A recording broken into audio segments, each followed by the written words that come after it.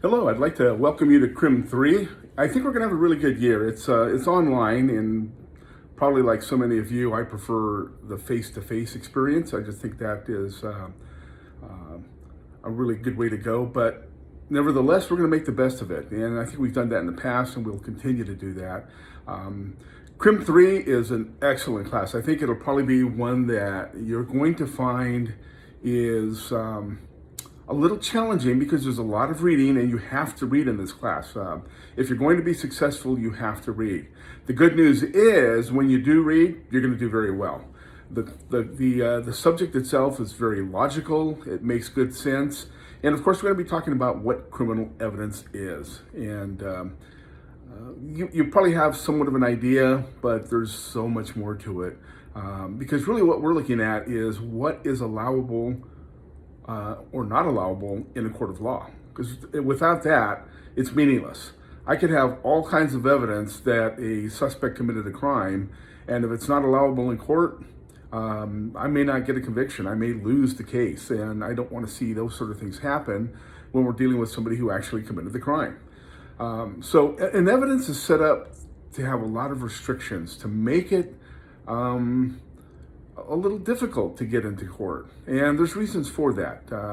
If we let just anything into court, gossip into court, evidence that isn't reliable in the court, we could end up sending somebody to jail or prison or otherwise convicting them and giving them some sort of record, and they're innocent. And we certainly don't want to see those things happen.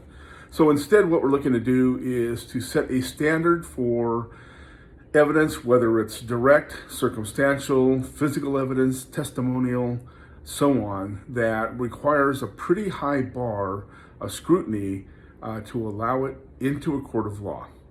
And once it's in a court of law, or allowable in a court of law, then oftentimes the jury or the judge will make decisions as to how believable it is. For example, if you got involved in a car crash, and let's say you're going to go to civil court. Somebody's suing you because they got injured. As it doesn't always have to be criminal court, although we're going to deal with criminal court. But let's say your friend is in the car and your friend swears up and down that the other person in the other car ran the red light and you guys had the green light. In the absence of any other evidence, film or anything like that, your friend sitting in the car with you isn't going to make a very strong witness because the jury is going to have to factor in that that person is your friend. Now, the jury may say, yeah, we completely believe that person. The jury may say, we don't believe him at all. It's really kind of up to the jury. It'd be different if, let's say I'm out there investigating that collision and I contact a guy who was on the corner waiting for the light to turn green so he could walk across the intersection. And that person says, yeah, the car with these two guys in it ran the red light and hit the other car.